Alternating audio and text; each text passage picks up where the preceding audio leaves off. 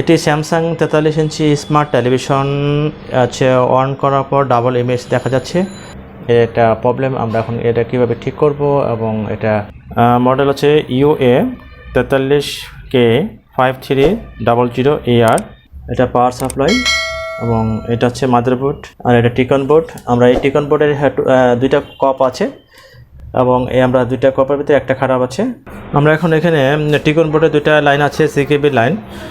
T-con board থেকে আমরা এই লাইনগুলো খুলে ফেলবো। রাইট সাইডের আগে আমরা খুলে দেবো। এটা এখানে ডাবল লাইন হচ্ছে, লেফটের টিকন বোর্ডের এই লাইন থেকে আমাদের এই প্রবলেম হচ্ছে। এখন এটা ঠিক আছে, ডাবল ইমেজ দেখা যাচ্ছে। তাহলে আমরা এখন লেফটের এটা খুলবো। খোলার পরে এখন আমরা লাইন দিচ্ছি, অর্ধেক আসছে, একদম ঠিক দেখতেছি। লাইট লেখাগুলো ঠিক আছে। আমরা এখন এটা সাইড থেকে CKB লাইন আমাদের এখানে অফ করে দিলে আমাদের এটা ঠিক হয়ে যাবে। এই স্টেপ নিয়ে আমরা এখন এটাকে এখান থেকে অফ করে দেব।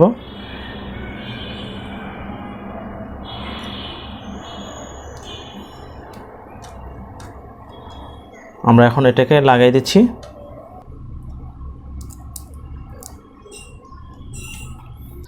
এই পর্যন্ত আমরা টেপ মেরে দিয়েছি, এই পাশ ও পাশ। আমরা এখন টিভিটা অন করে দিচ্ছি।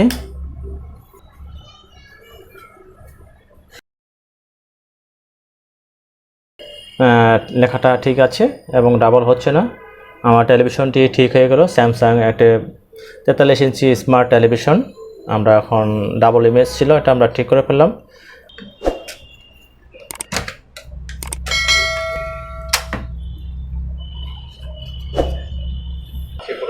আমাদের টেলিভিশনটি আমরা ঠিক করে ফেললাম।